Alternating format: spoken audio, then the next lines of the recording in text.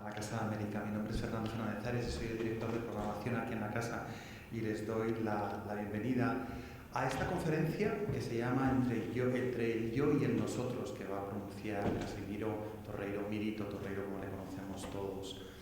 Esta es la 14ª conferencia que se celebra aquí en la Casa de América como parte del ciclo llamado 25 años de América y con el que estamos celebrando, puesto que el ciclo no ha terminado todavía, el 25 aniversario de esta casa. El ciclo 25 años de América lo consideramos una oportunidad para invitar a destacadas personalidades latinoamericanas de los más diversos ámbitos y lo que queremos es que nos cuenten, que nos expresen sus ideas y su visión de cómo ha ido evolucionando el continente en este cuarto de siglo, que es el cuarto de siglo, como decía, de existencia de la Casa de América en Madrid.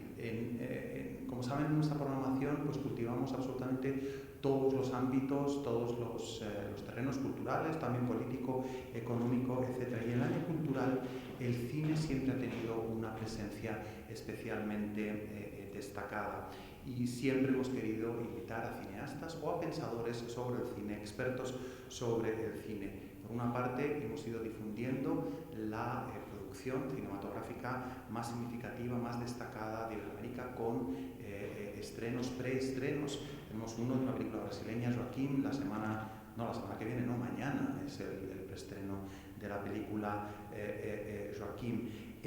Pero también hemos querido siempre hacer un énfasis y hacer una presentación especial del cine de no ficción. Lo podemos llamar documental, lo podemos llamar como queramos, pero es el cine que no es de ficción, que es precisamente el ámbito del que Mirito Torreiro es un muy destacado protagonista y conocedor. Y de ahí que le hayamos invitado a que pronuncie la conferencia Entre el yo y el nosotros. Aunque no requiere presentación, tengo aquí un breve currículum sobre el que voy a ir.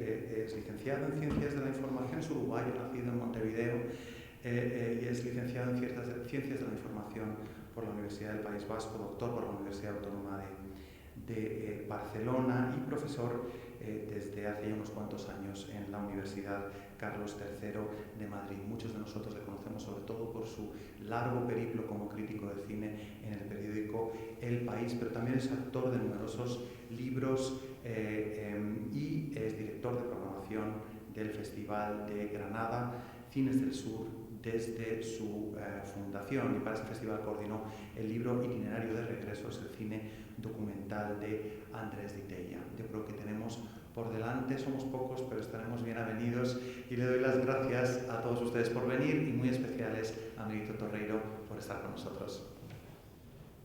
Yo había empezado, cuando la gente de Casa de América se puso en contacto conmigo y me pidió que me buscara un título, un nombre para esta conferencia, después de darle un poco vueltas, porque es muy complicado, es una de las cosas que quiero decir ya de antemano.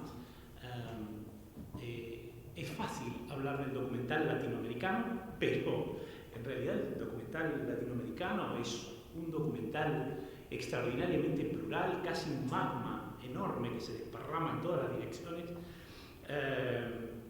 Con lo cual y también con historias que a veces son comunes, pero otras no tanto. Y por lo tanto resulta muy complicado establecer un único término que nos permita situarnos. Dándole vueltas al tema, me salió esto, ¿no?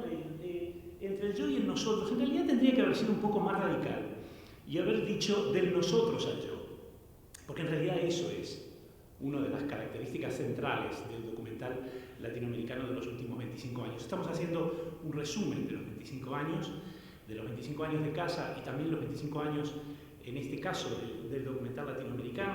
Y entonces, dando vueltas, pensando en eso, surgió esta cuestión. ¿Por qué? Esencialmente porque si algo caracterizaba el documental latinoamericano hasta los 80, era, no diré yo que un monocultivo, pero casi. Es decir, una preocupación, un volcarse, sobre todo en tres grandes terrenos: el documental sociológico, el documental político, el documental antropológico, más que nada. De repente, a partir de los 90, y muy concretamente ya desde principios de este siglo, el documental latinoamericano se encuentra venturosamente, creo yo, con las grandes tendencias del documental internacional, y entonces ahí es donde de repente el nosotros, el preguntarnos cómo funcionan las sociedades, lo que no funciona, la denuncia, la intervención política, el documental como un arma de trabajo político, da paso poco a poco, sin dejar de ser nunca también cultivado en esos terrenos, empieza a dar paso a otras cosas, y empieza a dar paso en una tendencia que es común al documental internacional, empieza a dar paso al yo. Es decir, de la supuesta verdad documental, objetividad documental, se pasa a la subjetividad, a lo que los que nos dedicamos a esto llamamos el documental performativo, el documental del yo, el ego documental, llámenle como quieran. El documental que de alguna manera coloca la subjetividad del narrador por encima de cualquier otra consideración, es decir, como prueba máxima de verdad en lo que se está contando.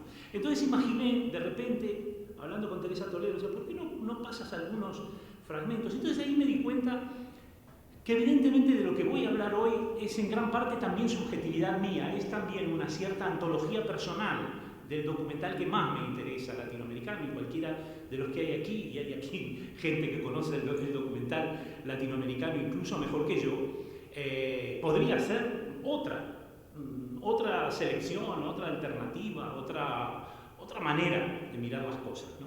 Pero bueno, yo creo que tal vez sí que encontraríamos ciertos puntos en común, partiendo justamente de eso, del momento en que, allá por los años finales de los 90, principios del 2000, la cosa empieza a mutar.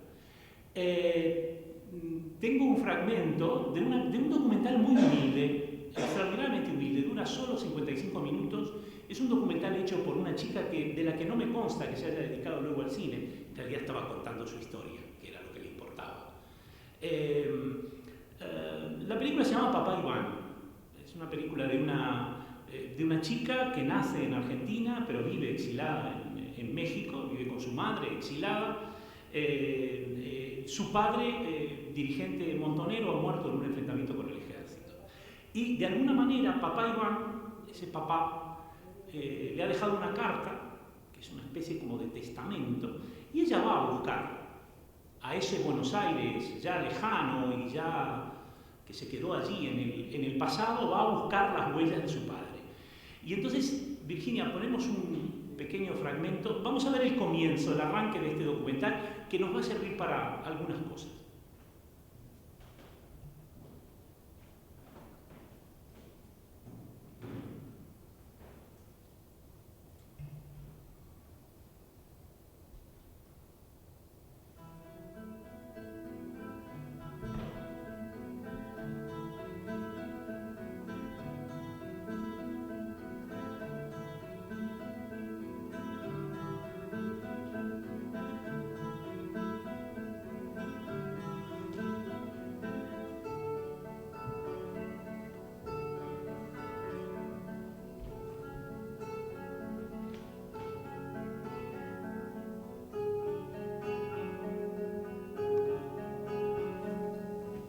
A 26 de 1972. A mis hijos Iván y María Inés.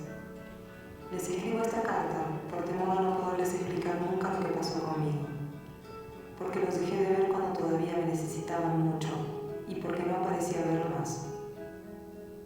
Aunque sé perfectamente que la mamá les habrá ido explicando la verdad, prefiero dejarles mis propias palabras para el caso de que yo muera antes de que ustedes lleguen a dejar de entender bien las cosas.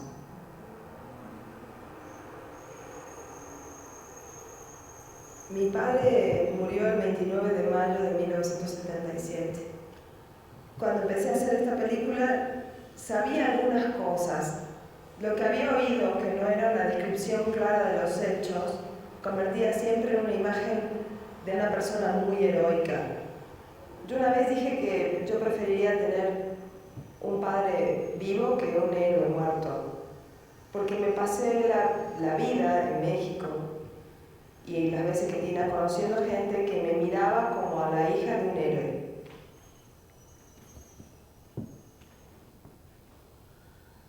Yo siempre me acuerdo de él como un buen tipo, como un tipo que tenía buen carácter, que era un tipo que siempre aportaba, que nunca estaba en las cosas innecesarias, superfluas, nada de eso.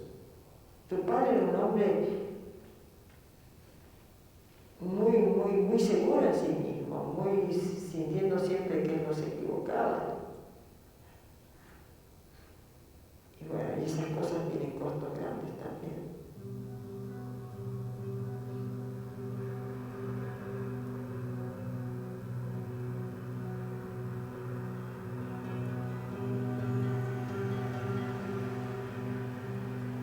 Realmente siento que lo que más me falta es mirada. La mirada de tus padres te confirma, te hace, te construye. Y eso es como crecer a ciegas.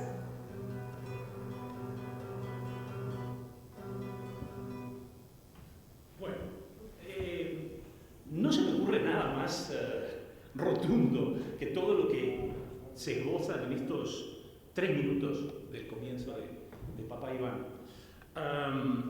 Insisto, la película es una película muy humilde, muy modesta, pero también una película muy inteligente. Ustedes han visto el tipo de grano de la película, el tipo de imagen poco fija. En definitiva, es la propia búsqueda la que está poniéndose en imágenes, y por lo tanto la búsqueda es a ciegas. No es una película placentera de ver, no es una película hermosa, es otra cosa. Lamento hacer un spoiler si alguna vez les cae esta película a la altura de sus ojos y deciden verla. La búsqueda no es buena, la búsqueda es inconclusa.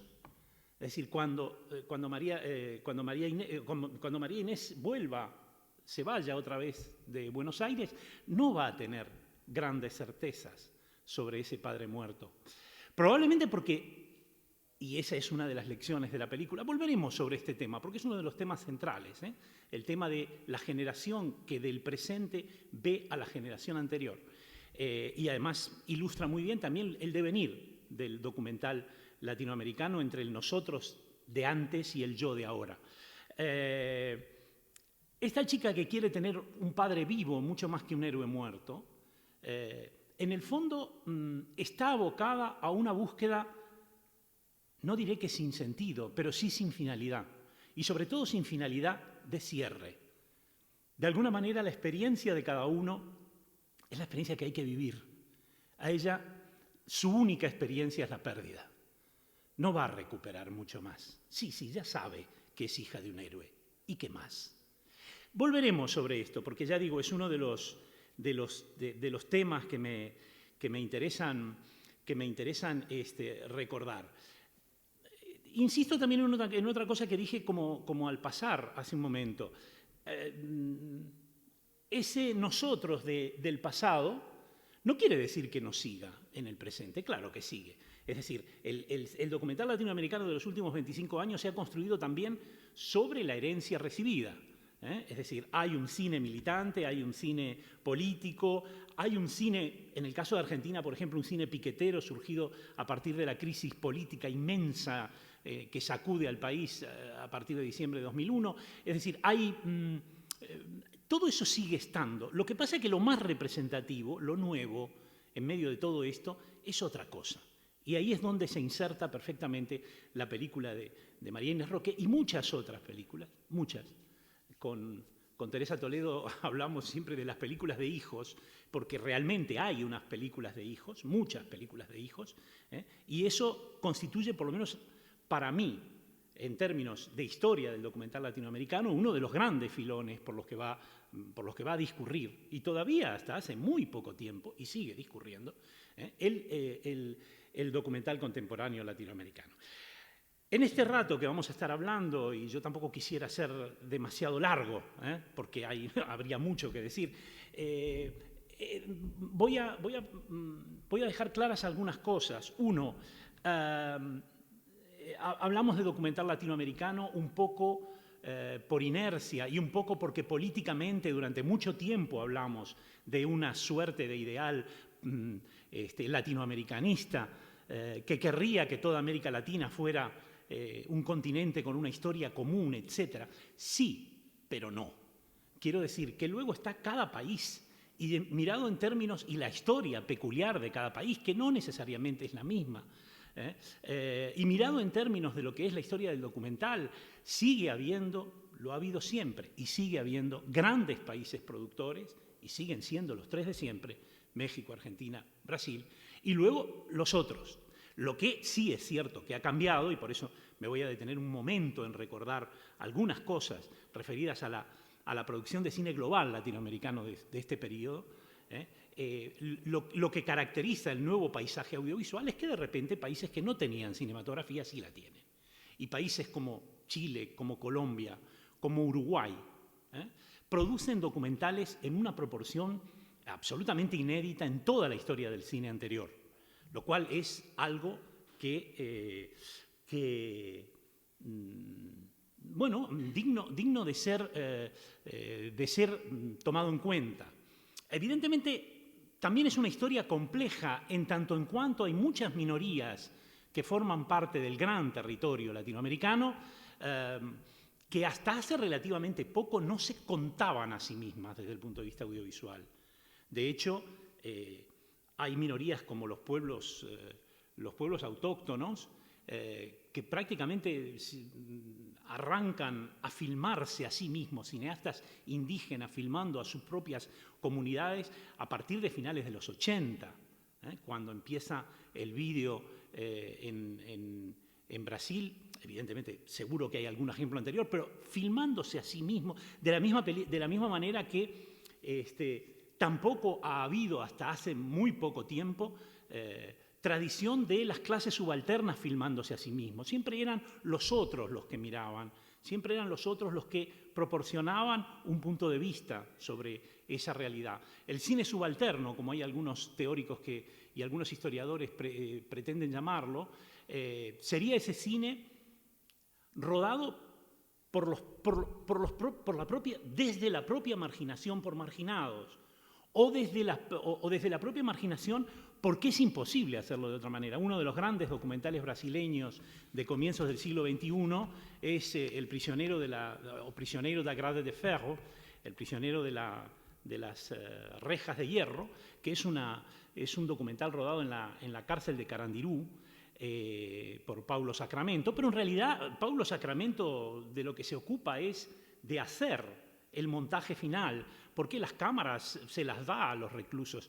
Es imposible que una persona se meta en ese avispero que era Carandirú antes de ser demolido, uno de los penales más siniestros de América Latina, para rodar la vida interna de los propios excluidos, ¿no? Eso también es el documental latinoamericano de los últimos años. No me voy a detener mucho en ello, pero existe también.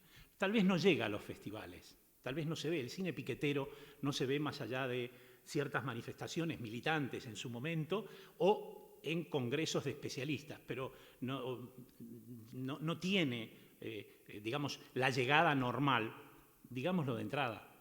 El documental en general no tiene esa misma llegada. El documental siempre ha sido, y hay que partir con humildad de ahí, el documental siempre ha sido el pariente pobre del cine. Entonces, obviamente, las manifestaciones más extremas de ese documental todavía tienen menos posibilidades de llegar a un público, ya no diría el gran público, pero sí a un público amplio.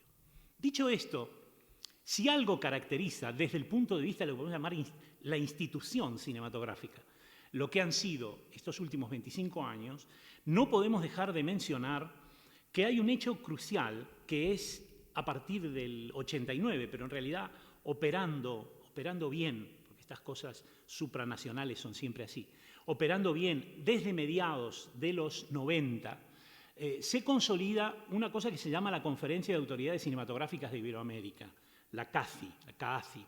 La CACI es un primer intento, yo creo que la primera vez en la historia del cine latinoamericano, que hay un intento de todas las autoridades de países latinoamericanos para ponerse de acuerdo respecto a ciertas políticas que son comunes o ciertas preocupaciones que son comunes. ¿Por qué traigo a colación la CACI? Porque a partir de la CACI nace Ibermedia también, 98, y es el momento en que, de alguna manera, surge como idea el potenciar un mercado común cinematográfico latinoamericano o incluso iberoamericano, pensando también en Portugal y España. Y eso hace que progresivamente, desde los 90, pero muy especialmente en los años de este siglo, cada país latinoamericano ponga en marcha políticas, planes concretos de protección de sus propias cinematografías. Eso es lo que explica muchas cosas. Eso es lo que explica algunas de las cifras que les voy a dar, ¿no? Ya no los grandes países, México, Argentina, Brasil, tenían leyes de cine anteriores, pero otros países no solamente no las tenían, es que ni habían pensado en tenerlas. Y de repente el comienzo de la producción más masiva lleva a la necesidad de llegar a estas soluciones políticas, ¿no? El hecho de que existan planes de protección, les voy a dar un ejemplo bien banal. Estaba mirando el otro día la programación de algunos de los grandes festivales europeos de este año. La República Dominicana nunca ha tenido un cine que podamos considerar como continuado. 4 películas dominicanas han estado este año en festivales europeos. Eso sí realmente es un cambio. Una película guatemalteca ganó Gasolina, ganó hace unos años San Sebastián, territorio latinoamericano. Es decir, hay países que nunca habían tenido nada. Paraguay de repente irrumpe con películas tan extrañas como La Hamaca Paraguaya, por ejemplo, o como 9 calles, que esa sí que ya no es tan extraña, en los circuitos de los festivales europeos. Es decir, de alguna manera, la existencia de políticas de protección al cine crea, de alguna forma, la oferta también, dinamiza eso. Por lo tanto, consolida una producción independiente, y esto es esencial para el documental, insisto, el documental siempre son las migas del pastel grande, en el cual también juega un papel central las escuelas de cine. Hay excelentes instituciones en Latinoamérica de formación, en Argentina hay un montón, entre ellas la Universidad del Cine, pero muchas universidades crean carreras específicas de cine. La Escuela de San Antonio de los Baños en Cuba, que es una especie de escuela transnacional para, digamos, América Latina, África, Asia,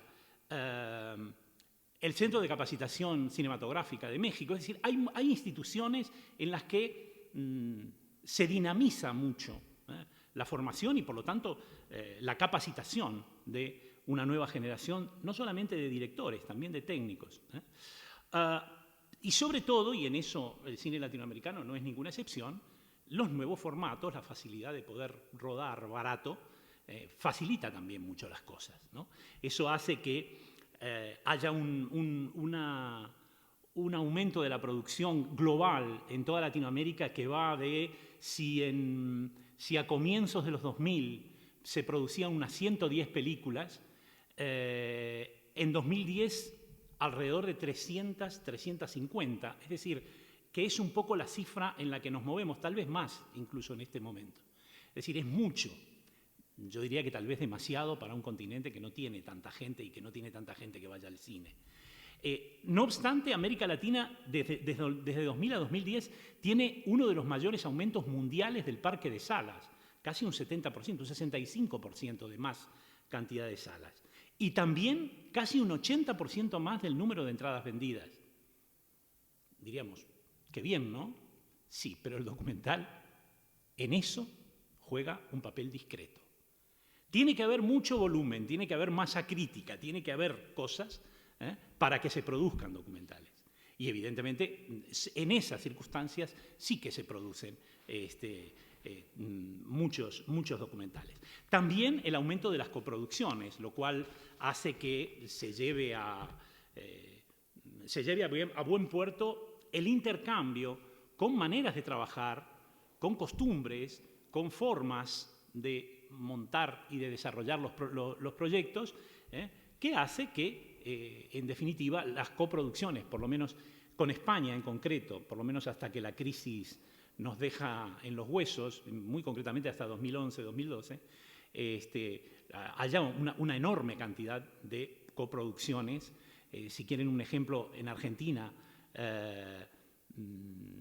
entre el 93 y el 2002, hay unas 45 coproducciones con España. Del 2002 de 2003 al 2012 hay 80, o sea, son muchas. Todo eso ayuda. Luego también podríamos plantearnos otras cosas, ¿no? ¿Qué cine se produce? ¿Para quién? ¿Qué sociedades ven este cine? A veces cuando yo veo algunos documentales pienso, ¿para quién están pensados? ¿Están pensados básicamente para programadores europeos de documental? De lo que hablan resulta más cercano a la sensibilidad europea o a la sensibilidad de las propias sociedades donde nacen estos productos. Por cierto, fruto también de los impuestos que pagan los ciudadanos de estos países. Pero bien, si tuviéramos que centrarnos entonces en lo que han sido, digamos, las películas en sí, ya no dejando de lado esto, lo cuento simplemente como un marco, como un mero marco de referencia para que ustedes sepan que, de alguna manera, probablemente no ha habido nunca una irrupción tan fuerte de producción en los países que no tenían cinematografía, como lo que ha ocurrido en los últimos años, en estos últimos 25 años en América Latina. Ahora, insisto, tal vez o por lo menos para mi sensibilidad, por lo menos para mi manera de ver el documental, una de las cosas más sorprendentes y más interesantes que ocurren es ese entroncarse del documental latinoamericano con otras corrientes del documental internacional. Es decir, y sobre todo el cine performativo. Ese ejemplo que habíamos visto ahora, ¿no? Es decir, una chica que va a su país de origen desde su yo, buscando respuesta y cuya voz en off es la que de alguna manera ordena el relato, ordena la narración y es la que nos propone su punto de vista. Es decir, en cierta forma el cine performativo de alguna manera transgrede lo que han sido tradicionalmente las bases sobre las que se ha asentado el documental. El documental histórico siempre ha partido de una verdad, o si quieren ustedes, de un axioma que no es verdad, pero del cual el documental siempre se ha nutrido. Y el hecho de que rodar sobre la realidad es igual a contar la verdad. Ese binomio objetividad-verdad que siempre es problemático, porque nosotros todos sabemos que el documental miente desde que nace, todos sabemos que Flaherty, cuando rueda La nuca el esquimal, está mintiendo, quiero decir mintiendo en sentido estricto, diciendo que hay unas cosas que en realidad no hay, que eso no ha sido preparado cuando en realidad ha sido preparado lo que estamos viendo. Es decir, pero la performatividad, el documental subjetivo, en cierta manera irrumpe en la escena latinoamericana en medio de sociedades muy duramente sacudidas en su historia personal, sociedades que han sido duramente puestas a prueba por la violencia institucional, por la violencia armada contra el Estado, etc. Es decir, sociedades que están viviendo una huella traumática importante, ¿verdad? Había ejemplos anteriores, no quiero decir que el documental performativo haya surgido en América Latina en el periodo que ahora estamos tratando. Cualquiera de nosotros ha visto Cabra, marcado para morrer, que es una de las primeras películas de Eduardo Coutinho, uno de los grandes del documental latinoamericano, y esa película es del 84, y es la reconstrucción de un rodaje que no se pudo llevar a cabo por culpa de la dictadura militar brasileña de los 60. Entonces, por lo tanto, estamos hablando de un cine que ya tenía algún antecedente en este sentido. Pero, evidentemente, este trabajo de representación personal ya deja de lado el hablar de las sociedades, aunque también puede hacerlo, deja de lado el lanzar mensajes de clase, mensajes políticos e ideológicos desde una determinada trinchera, para centrarse en las verdades que uno conoce. Bueno, hablo desde mí. Hay un momento muy interesante en uno de los primeros grandes documentales, ¿no? Había realizado ya varios hasta ese momento, pero en 2003 Andrés Di Tella rueda a La televisión y yo. La televisión y yo es una historia absolutamente personal. Andrés Di Tella es hijo de una familia, es hijo de Torcuato Di Tella, que fue hasta hace poco embajador argentino en Roma y además sociólogo prominente, sobrino de Guido Di Tella, que fue durante muchos años canciller de Argentina, viene de una familia hecha a sí misma, pero por otra parte muy central en la historia cultural argentina de los años 60.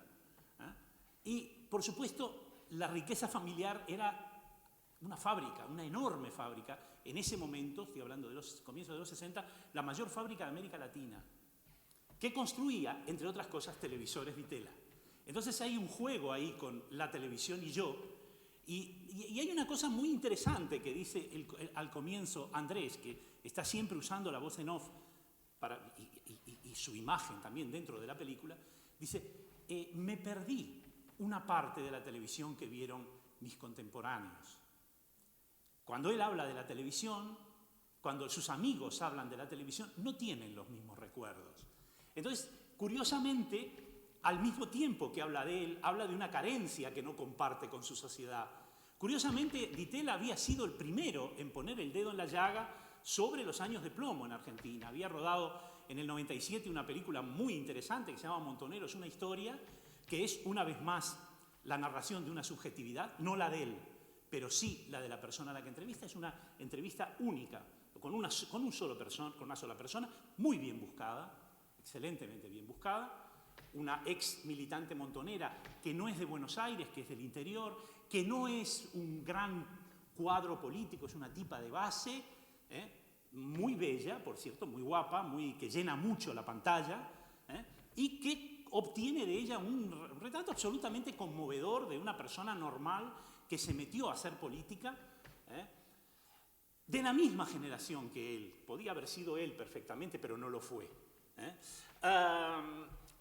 En cierta medida,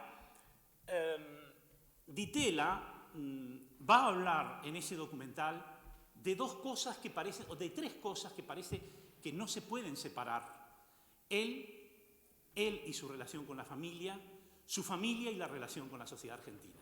Y por lo tanto, él y la sociedad argentina. Es decir, que el yo de que hablábamos antes no necesariamente está peleado con el nosotros, también es una manera, solo es una manera distinta de acercarse al nosotros. Andrés no milita, por lo tanto él no es el prototipo de cineasta que reflexiona sobre su propia experiencia, sobre su propia experiencia política. Él reflexiona sobre otro lado, o desde otro lado.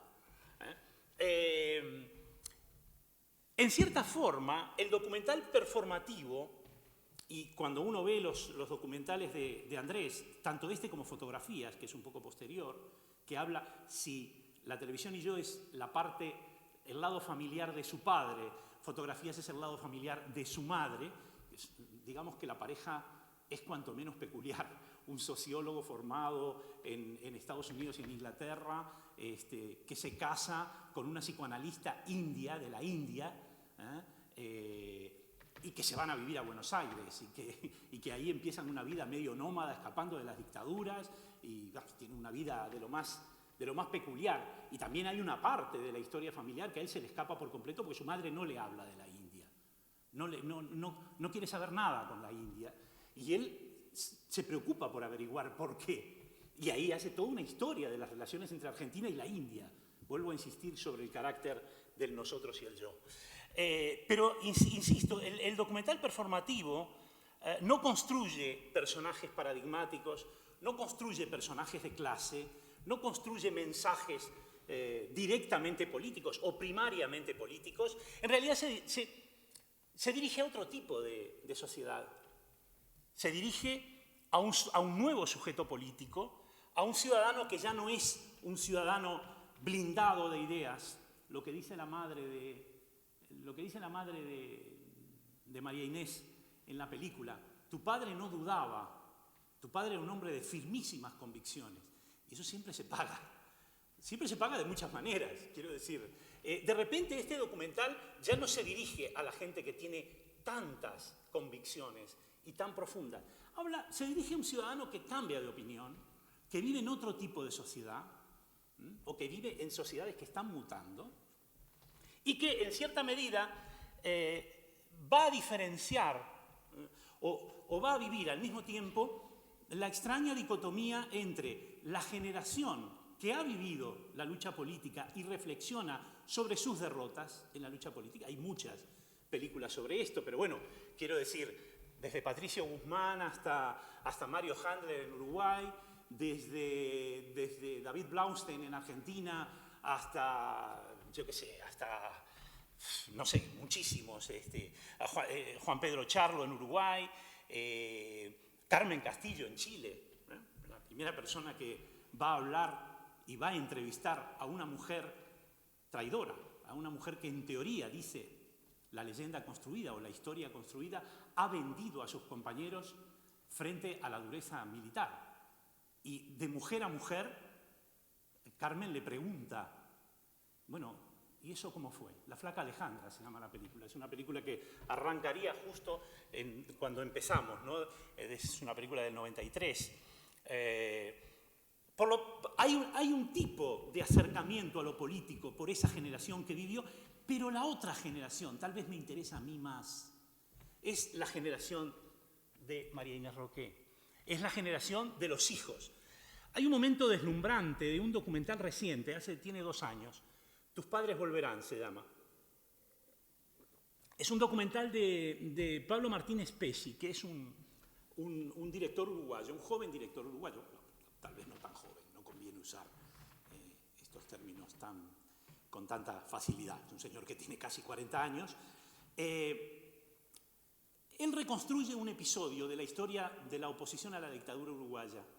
En ese episodio, unos niños, unos hijos de migrantes, una historia que surgió aquí en Madrid, que surgió como idea en Madrid de gente relacionada con círculos del PSOE, gente latinoamericana relacionada con el PSOE, montaron un vuelo para que hijos de migrantes, que no de migrantes, de exilados, que no podían volver a Uruguay, fueran a conocer o a visitar a sus familias. Y los metieron a todos juntos en el avión y fueron allí. Y eso fue un momento utilizado por la oposición a la dictadura como un gran altavoz de oposición justamente a los militares. Claro, lo que hubiera hecho cualquier otro cineasta era glorificar eso. Pero Martínez Pesci, que es una persona de izquierdas, cuidado, no es ningún retrógrado, es una persona que tiene la misma edad que tienen esos personajes, o que tienen en el momento en que se rueda, 2015 o 2016, que tiene la misma edad que tuvieron esos chicos, o que tienen esos chicos en ese momento, se pregunta, ¿qué fue de ellos? Sí, hicieron esto, fue estupendo, todo el mundo los recibió como héroes, ¿cómo lo vivieron ellos? Y cuando va a preguntar, y cuando va a hacer una cata a ver a quién pregunta, se encuentra con las cosas más impensables. No todo el mundo lo vivió como los hijos de los héroes que regresan, para volver otra vez a la terminología del hijo del héroe. Es decir, y hay un momento extraordinario, hay un personaje, el único personaje femenino de la película, la única mujer que sale en el documental, tiene una charla con la madre, con la que nunca habló de estos términos. Entre otras cosas porque la madre vive en Uruguay, ella vive aquí, se crió en Cuba, es una mujer desarraigada, es una mujer con una personalidad potentísima, y en un momento determinado le pregunta a la madre, sí, mamá, está muy bien, ustedes luchaban por un mundo mejor, ¿y nosotros? ¿Pensaron alguna vez en nosotros? ¿En los hijos que estaban teniendo al mismo tiempo que se dedicaban a la militancia? Lo cual de alguna manera replantea aquella célebre afirmación de Jean Renoir de que el drama de los seres humanos es que todo el mundo tiene su punto de vista y casi todos son estimables. No todos, pero casi todos son estimables. Y entonces ahí es donde surge el conflicto. Un conflicto que no tiene resolución. Porque claro, cuando habla la madre, le dice, por supuesto que pensábamos en vosotros. Pensábamos tanto en vosotros como para comprometer nuestra vida para cambiar y daros un mundo mejor. Punto de vista de la madre y punto de vista de la hija. Sí, pero a mí me has hecho una desarraigada. Es decir, ahí estaríamos en la otra generación, en la generación siguiente. En la generación que de alguna manera, decía José Carlos Avelar, por cierto, un amigo y uno de los grandes historiadores y analistas del cine latinoamericano, recientemente fallecido, aquí en Casa de América hubo un homenaje a su memoria, ha muerto hace poco, que de alguna manera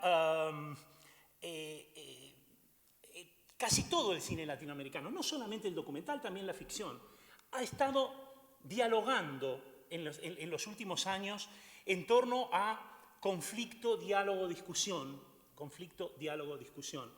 o búsqueda, memoria. Y en el fondo siempre hay como un cuestionamiento al padre en sentido biológico y al padre en el sentido del Estado también, de la sociedad, del Estado que rige esas sociedades. En el caso de los documentalistas que se dedican digamos, a revivir esa memoria, lo hacen desde la posición de quienes tal vez no necesitan hacerse las mismas preguntas que se hicieron sus padres, sino otras completamente distintas. Y tal vez preguntas que sus padres jamás pensaron que ellos se podían hacer. Hay un fragmento que quiero mostrarles, es una de las, probablemente uno de los documentales más justamente polémicos de comienzos de los 2000, Los rubios, de Albertina Carri, ¿no? Es uno de los grandes documentales políticos latinoamericanos, aunque políticos en un sentido muy amplio. Albertina es una niña que tiene 3, 4 años, la está bañando su madre en la bañera, está jugando con unos muñequitos de Playmobil y de repente aparecen unos señores vestidos con botas, con armas, cogen a su madre, se la llevan y ella nunca más la vuelve a ver. Ni a su madre ni a su padre, desaparecidos los dos. Entonces Albertina Carri rueda una película que se llama Los rubios y es toda una declaración de principios. Sus padres eran dos intelectuales maoístas que en ese, déjenme decirlo, en ese sueño un poco delirante de la proletarización en América Latina, se van a vivir a un suburbio de Buenos Aires, a un suburbio de cabecitas negras, es decir, a un suburbio de gente del interior, de gente pobre, ellos que son rubitos, blanquitos y como del barrio norte, ¿no? Por supuesto, son como dos moscas en un helado de nata. Los desaparecen y claro, y Albertina se queda viviendo con su abuela en el campo y se forma con su abuela en el campo. Entonces, ¿para qué va a usar el cine Albertina? No para preguntarse quién eran sus padres. Les preocupa, sí, habla con gente, sí, pero no le preocupa tanto saber quién es el padre. Virginia, ponemos un fragmentín.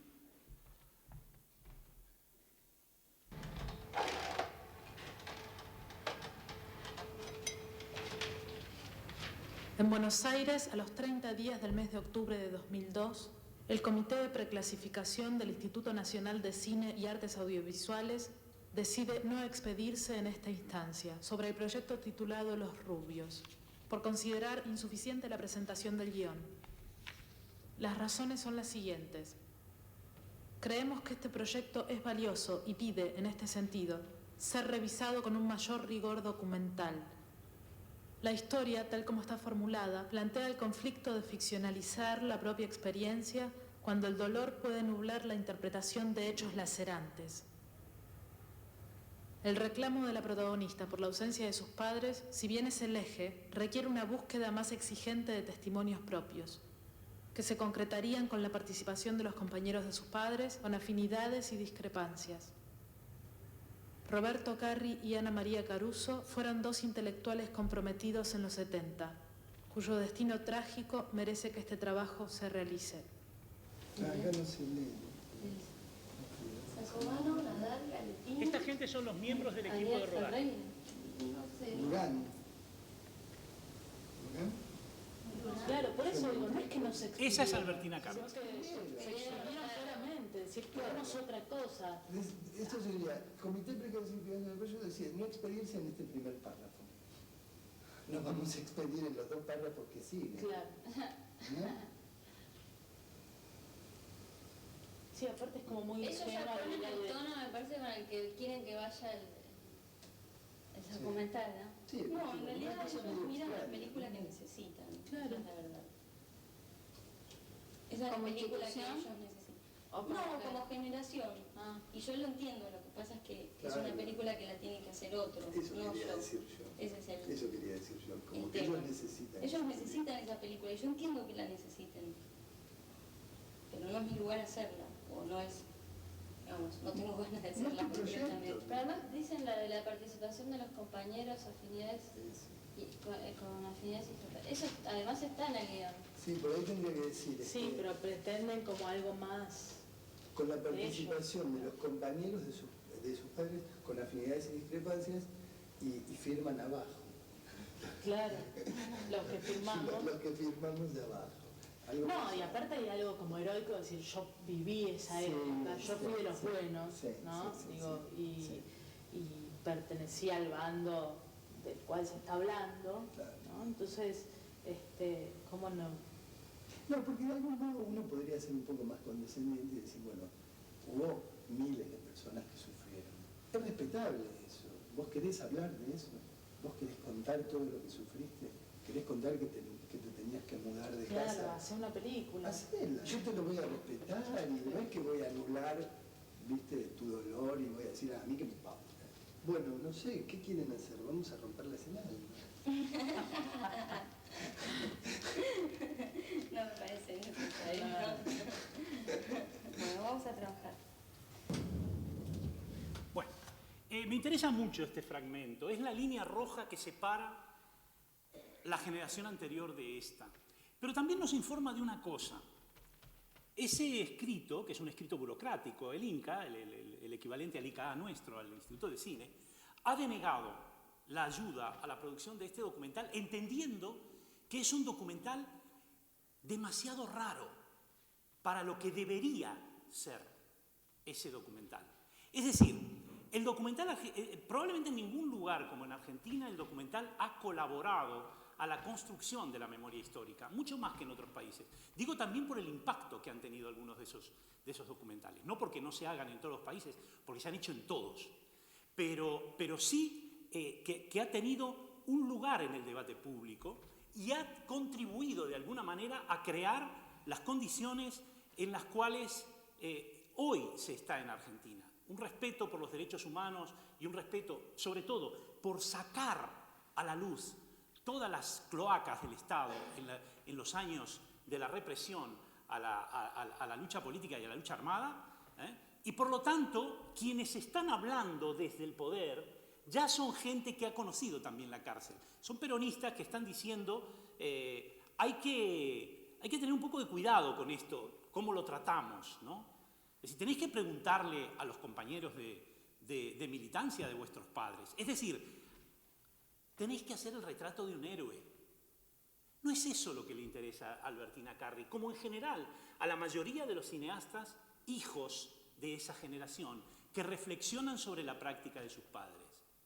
Es decir, Albertina, que curiosamente en la película está como suplantada por una actriz, la actriz que habéis visto leyendo al principio la carta, Analía Couceiro, es una actriz. Pero ella, al principio de la película, dice, en esta película interpreto a Albertina Carri, como que Albertina Carri se queda fuera, colabora, forma parte del rodaje, pero cuando pregunta, quien pregunta es la otra, es la actriz.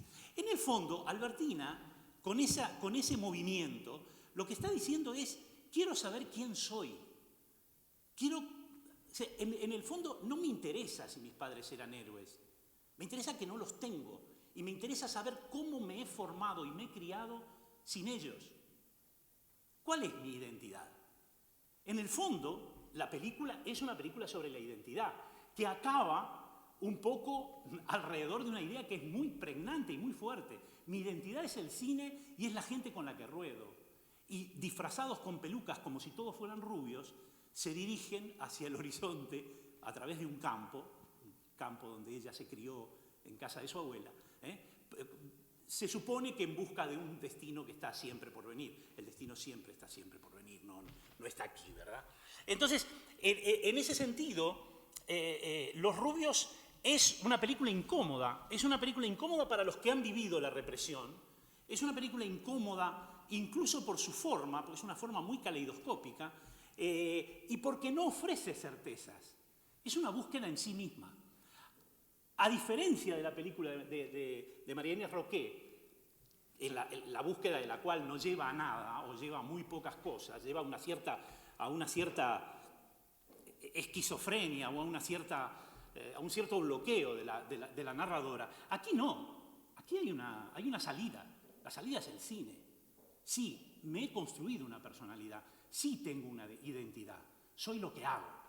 En gran medida también soy lo que hago. Hay muchas películas de este tipo, hay muchos documentales de este tipo. Algunos cuentan historias, habría, por ejemplo, documentales que interrogan desde un cierto Albertina aquí no está airada, pero Nicolás Prividera, cineasta argentino, notable documentalista, interroga a los compañeros de trabajo y a los compañeros de militancia de su madre, desaparecida también, porque no sabe realmente quién es su madre, pero en realidad está indignado contra la propia idea de la sociedad argentina de pasar página. Y entonces eso le molesta profundamente. Y hay un cuestionamiento también a los compañeros de la madre. Es decir, en otro documental muy estimable, El edificio de los chilenos, de Macarena Aguiló, que es un documental de 2010, Macarena Aguiló cuenta la historia de su vida en Cuba. Ella es hija de militantes del MIR, del Movimiento de Izquierda Revolucionaria. En la época de Pinochet ella está viviendo en Cuba, es una niña que nació, se crió en Cuba, y los padres reciben la orden de volver por parte de la organización a empuñar las armas contra Pinochet. Y entonces toda la gente del MIR coge a los hijos, los deja en manos de psicólogos de la organización y todos se van a vivir a una cosa que se llama el edificio de los chilenos, que son todos los niños que viven. Claro, el recuerdo de ella es una especie de Baldem, ¿no? Ella vive como una especie de paraíso por ahí. Su infancia la recuerda de la manera más loca y más tal. Pero claro, en el fondo sus padres estaban en Chile pegando tiros, su madre sobrevive. De hecho, es un personaje que sale en la película. Se cuentan todo este tipo de historias.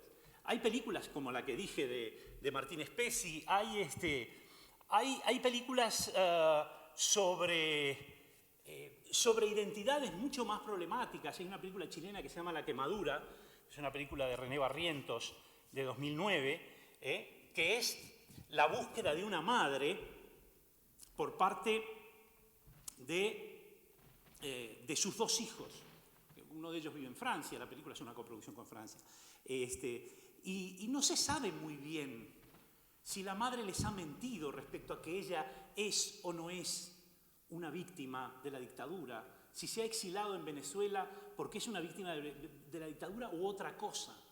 De repente el documental político y el documental de hijos se llena de una cantidad de sospechas que en algunos casos llega a... Hay un pequeño documental, y ese sí, porque es un corto de final de carrera, además, el final de estudios en San Antonio de los Baños, de una chica cubana que se llama Susana Barriga. Susana Barriga tiene que hacer un documental para terminar su carrera en San Antonio de los Baños, no tiene muy claro lo que quiere, ha recuperado a su padre mediante carta. Su padre está en Londres, está viviendo en Londres. Es supuestamente un exilado político anticastrista, un tipo que ha construye todo un discurso sobre su oposición a Castro.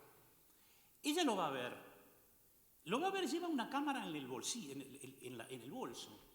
Lleva una cámara en el bolso y no sabe muy bien. Claro, cuando llega y se encuentra con su padre, a quien no ve desde hace 20 y tantos años, de repente se encuentra con un loco, con un paranoico que construye un discurso del cual ella se da cuenta inmediatamente que esto es completamente falso.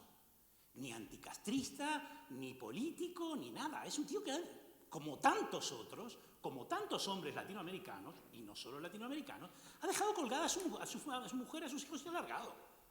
Entonces, de repente el documental se convierte en una herramienta también para sacarle los colores a esos padres. A esos padres que en algún caso sí fueron víctimas, pero en otros casos no se sabe si tan víctimas. También existen las películas de nietos, hay unas cuantas, y hay una muy interesante, una película argentina, que se llama, lo tengo por aquí, me acordaré,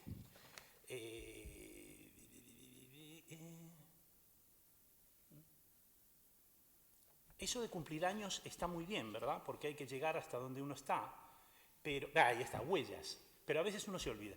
Huellas, 2012, Miguel Colombo. Aquí no se trata tanto de los padres, se trata de un abuelo que también ha construido un pasado heroico. Es un militante antifascista italiano que extrañamente se va a vivir a Argentina en el año 45. Deja un diario, el diario es el eje sobre el que se construye la película. Y la película, el documental es desolador, porque no solo descubre o no solo siembra la sospecha de que ese abuelo es exactamente lo contrario de lo que dice ser. No fue ningún antifascista, fue un fascista que se fue a esconder a Argentina, sino que además descubre, despavorido, que su madre organizaba orgías en su casa y descubre toda una cantidad de secretos familiares que lo convierten en algo terrible. Es decir, la verdad recibida también es una verdad que la subjetividad de lo performativo pone en cuestión. Ya no existe la verdad.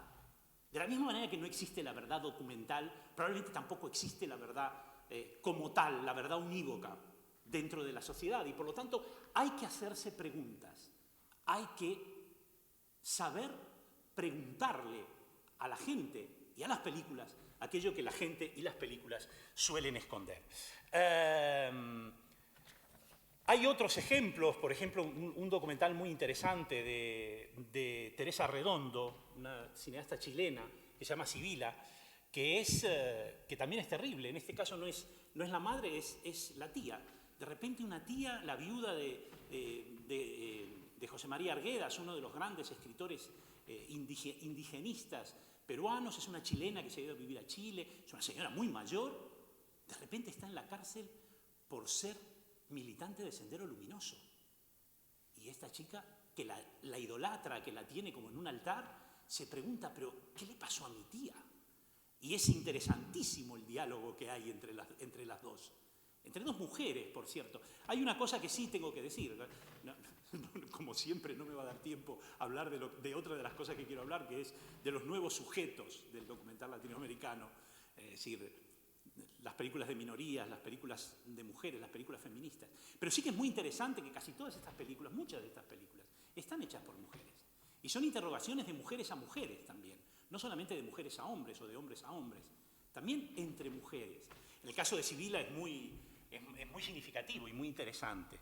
Hay una película de un chico uruguayo, Miguel Presno, que es de 2012, se llama Chau Pelado, que es también lo mismo, es interrogar a su padre. Su padre está vivo, ha cambiado de chaqueta 20.000 veces, ha sido militante de izquierdas, ha vivido en Suecia, volvió de Suecia, se hizo un hombre de derechas, él tiene una relación pésima con él, se ha criado con su madre. Es decir, hay toda una cantidad de películas que utilizan la forma documental en realidad para trazar cuentas, para saldar cuentas, que a veces también son cuentas con la propia sociedad. Porque elípticamente esas historias, si nos interesan, es porque nos están convocando en otro nivel, que no es solamente el del nivel de la experiencia personal, sino que convoca a sectores amplios de la sociedad, a actitudes, a compromisos adquiridos en el pasado que ahora tal vez habría que revisar desde otra manera.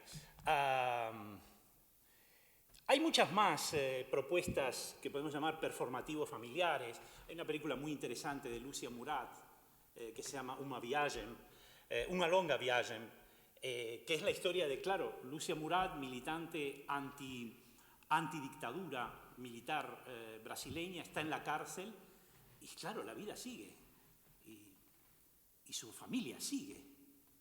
Y tiene un hermano que de repente se muere de sobredosis. Pero no de cualquier sobredosis. Es un hermano que ha ido a vivir a todos los países del mundo donde se podía picar heroína sin ningún tipo de problemas. Ha vivido en Afganistán, en Australia, en Canadá, en Estados Unidos, en todas partes. Es decir, bueno, ¿quién era mi hermano? Se pregunta esa señora que estaba en la cárcel cuando todo esto estaba pasando. Y se lo pregunta a otro hermano, y entre los dos terminan construyendo un cierto discurso familiar que también tiene que ver con lo político. O por lo menos que nos hace observar y nos hace recordar que al mismo tiempo que alguien pagaba por su militancia, la historia también seguía. Hay una...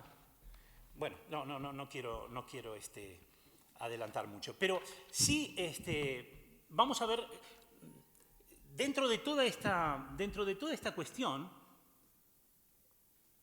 dentro de la reescritura, ahora la reescritura del documental político, hay mucha gente que gusta de hablar de documental postpolítico. A mí esto siempre me parece que son como etiquetas, ¿no? Es decir, ¿qué es lo postpolítico? Pero bueno, de alguna manera sirve para fijar un término de la política después de creer en la política, en cierta forma, ¿no? Que sería, de alguna manera, la postpolítica. Hay muchos acercamientos, algunos... curiosamente empiezan, y hay un último fragmento que quiero mostrarles, porque si no, no nos va a quedar tiempo de poder hablar y discutir entre nosotros. Hay un último fragmento que les quiero mostrar porque de alguna manera abre la espita al cuestionamiento de una de las cosas que parecían incuestionables en el documental latinoamericano anterior.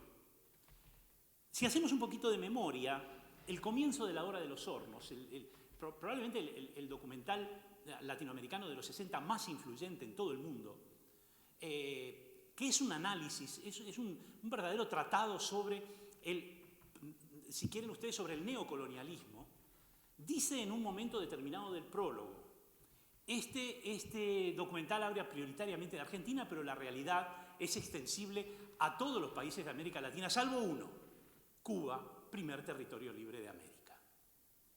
Cuba es el faro, la guía, la ilusión revolucionaria. Bien, en 1997, un cineasta mexicano, aunque nacido en Argentina, y también él,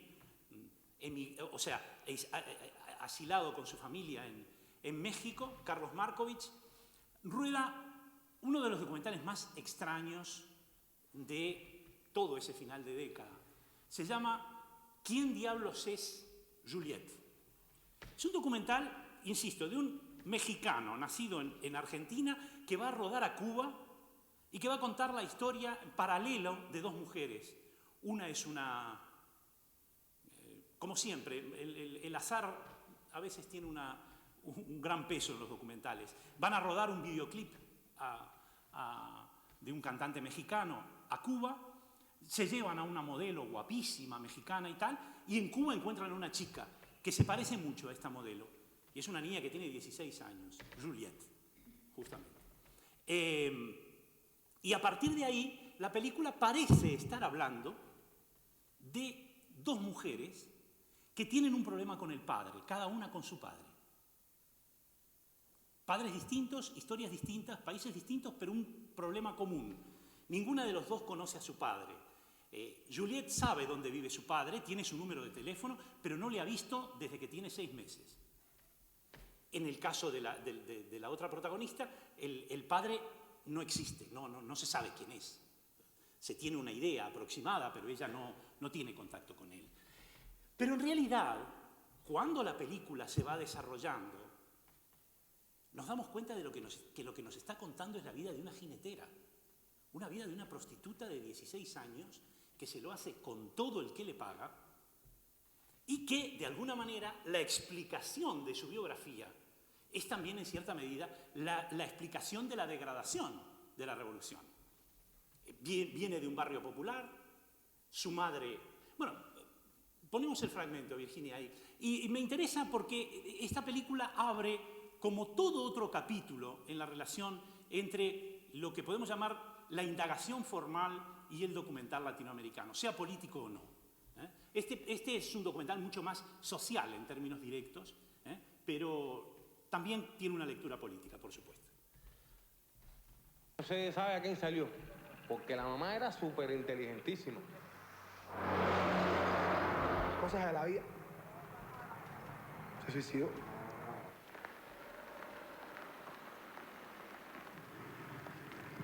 Se dio candela. Y tuvo que quedarme yo con los hijos a criarlos. Hasta ahora.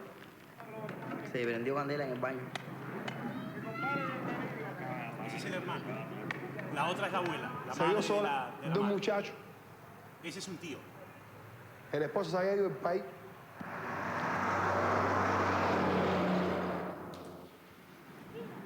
En el 80, Esta es la cuando yo chica. tenía 6 meses. Mi papá se fue para Estados Unidos por aquí.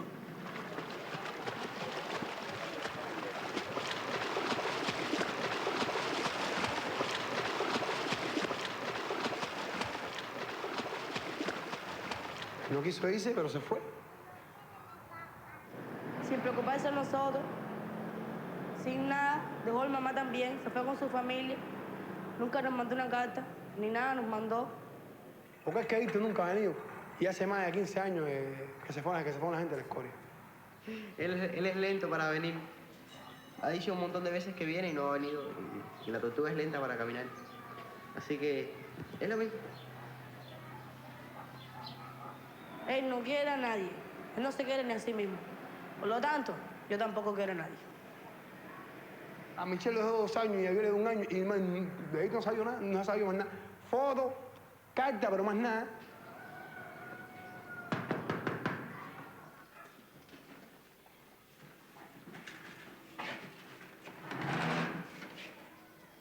Hija mía, soy tu padre.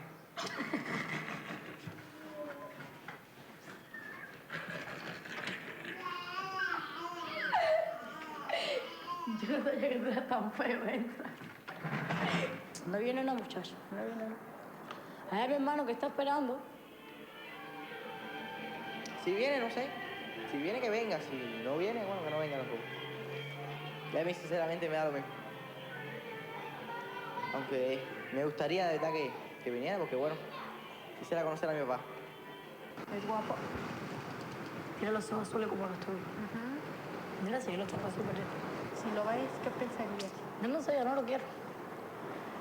No sabes, no lo quieres porque no lo has visto. No, no lo quiero porque le ha hecho mucho daño a mi mamá. Tu mamá se murió. Por él.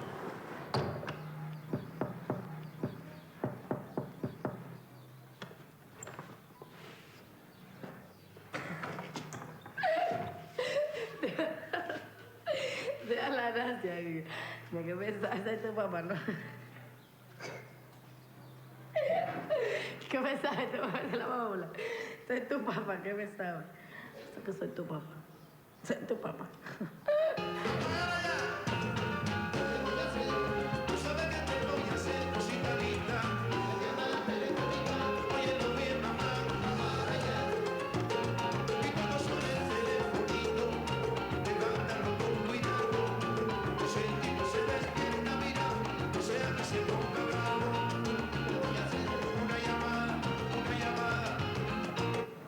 Te voy a hacer una llamada telefónica. Óyelo bien, mamá, apagar allá.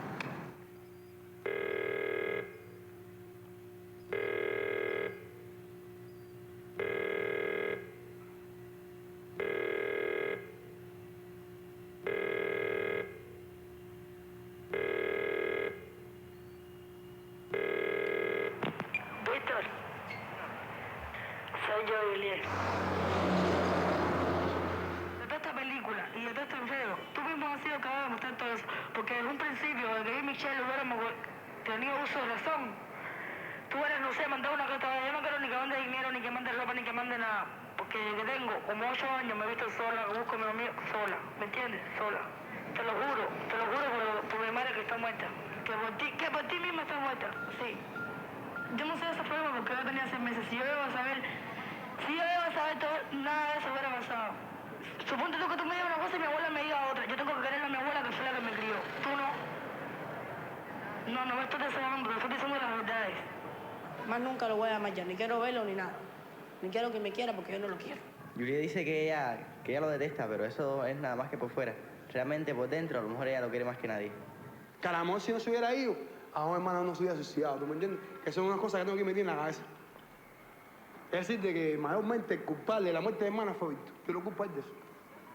Al padre Juliet. Bueno, ¿por qué traigo a colación esta película?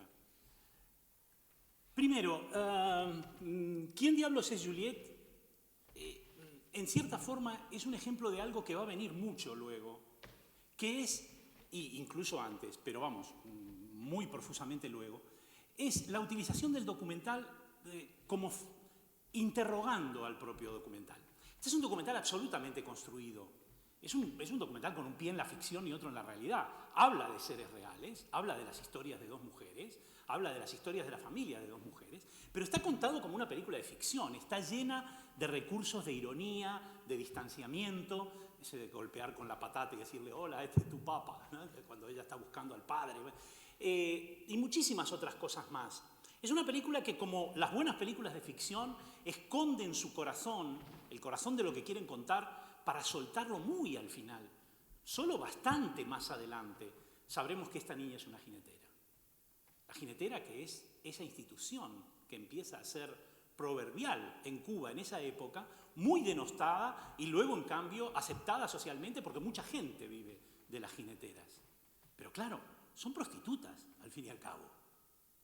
Una revolución que deja que sus mujeres se prostituyan con turistas extranjeros, ¿no será que se parece un poco a la Cuba de Batista? Quiero decir, no se habla en estos términos, pero las dudas quedan ahí sembradas. Y sobre todo me interesa porque este documental, en cierta forma, es el abuelo o el padre, si quieren ustedes, de muchos otros que vinieron luego. Documentales, acabo de ver uno ahora, de Gretel Marín, que es un documental de una chica cubana que vive en Francia, regresa a Cuba porque tiene intenciones de quedarse a vivir, es documentalista, y su madre le dice, ni más ni menos que dedícate a ser guía turística. Es la única manera que tienes de ganarte bien la vida. Como documentalista en Cuba no harás nada. Que son casi las mismas palabras que se dicen muchas veces en otro documental de 2010, hecho por la hija de Patricia Guzmán, ilustre documentalista exilado en Cuba después del golpe después del golpe de Estado de Pinochet, Camila Guzmán, que se cría en Cuba y que hace un documental muy, muy representativo también de eso que llamábamos los hijos, ¿no? Es decir, El telón de azúcar, que así se llama el documental, es una indagación entre la gente de su misma generación, para ver cómo ven ellos. Y curiosamente vuelven a una cierta Arcadia feliz, los años de los 60 en que eran niños, iban a la misma escuela, no creían en el dinero, creían en una sociedad más justa, para encontrarse en el 2010 que la mayoría de sus amigos están viviendo en el extranjero. Y los que están viviendo en Cuba están muertos de asco. Y, evidentemente, ¿por qué? Entre otras cosas, porque alguien que trabaja en el turismo gana más que un cirujano cardiovascular. Y ese tipo de cosas salen en la película, salen constantemente en la película. No traigo a colación el documental de Carlos Markovich solo porque se atreve a romper un tabú, que es el tabú de hablar de Cuba. Y de hablar de Cuba no desde una posición anticastrista, que de esos hay muchos, sino desde una posición de simpatía por la revolución, pero de una simpatía que no excluye el mirarla de frente. Y evidentemente también para recordar, como ustedes comprenderán, esta conferencia es muy desesperanzadora para mí, porque es imposible dar cuenta de 25 años de documentales latinoamericanos si no es a partir como de pequeños esbozos, pequeñas cosas que son las que estamos tratando. Pero sí para recordar que justamente una de las características de muchos documentales latinoamericanos contemporáneos es que utilizan la interrogación a las formas del documental, también como una estrategia discursiva. Y en ese sentido se parecen, afortunadamente creo yo, a muchos otros documentales internacionales, conectan con las grandes corrientes del documental internacional, que es algo que le ha venido muy bien al documental latinoamericano. Hay excelentes documentales, falsos documentales, El Tigre de Papel, el documental de Luis Ospina, documental de un notabilísimo cineasta colombiano, es eso, es un fake a partir de un personaje que nunca existió. Existe found footage, existe documental de archivo, documental de metraje encontrado, documental de manipulación, como existe en el documental internacional. Existe documental performativo, le he dedicado un buen tiempo a ello. Es decir, de alguna manera, lo que caracteriza el documental latinoamericano de estos 25 años es ese reencuentro con las grandes líneas del documental internacional, tal vez para recordarnos que vivimos en una sociedad globalizada, en la que todo circula, en la que todo se conoce, en la que todo se... en la que, digámoslo, por supuesto que podemos encontrar muchos ángulos siniestros a la globalización, pero pongamos el acento sobre uno positivo. Son documentales que dialogan de tú a tú con el resto de los documentales que se hacen en el mundo. Tal vez esa sea la lección más interesante del documental latinoamericano, que en este momento cultiva lo mismo que el resto del documental internacional, películas sobre enfermedades, películas de minorías, películas globalizadas. Hay una película de Baltasar Tocman, cineasta argentino, que está construida enteramente a partir de fragmentos de Internet. Es decir, se podía haber hecho en Buenos Aires como se podía haber hecho en Moscú o en un lugar perdido de Estados Unidos. Y digo porque sale gente rusa, sale gente india, sale gente americana, sale gente argentina, sale gente de Ucrania. Y la idea es hablar de la familia, cómo se construye la familia en el siglo XXI, cómo se transmiten los valores familiares a partir de gente que cuelga los vídeos de su propia familia en Internet, ¿no? En YouTube. Y a partir de eso consiguen los derechos y Tocman hace todo un discurso sobre ese mundo globalizado que sigue teniendo, no obstante, la piedra de toque, la piedra basal, fundacional, que es la familia, ¿no? Creo que es un motivo para alegrarse, creo que es un motivo para estar satisfecho. El documental latinoamericano es un documental pujante que sigue teniendo, ojo, los problemas que tiene cualquier documental internacional, que son los problemas de conexión con su público, de llegar al público. Es cierto que las televisiones algo hacen, pero desde luego sigue siendo el pariente pobre de la ficción, pero yo creo que lo que va a dejar hacia el futuro, por lo menos es una pluralidad de miradas sobre lo compleja que es la vida en estos últimos años, de lo cual yo creo que nos podemos felicitar todos. Nos guste o no nos guste el documental, creo que a ustedes les gusta porque si no, no estarían aquí aguantando un pesado que durante 1 hora y media les ha estado soltando el rollo. Tenemos un rato. Yo soy plenamente consciente de que me he dejado 1000 cosas por decir y 1000 documentales que mencionar. He hecho una selección de algunos de los que a mí me interesan. Es una selección personal, es una antología propia. Pero, en fin, me gustaría que hubiera la posibilidad de devolver la palabra y que otra gente opinara. Hay gente aquí que puede hablar pertinentemente de documental, sin ningún género de dudas.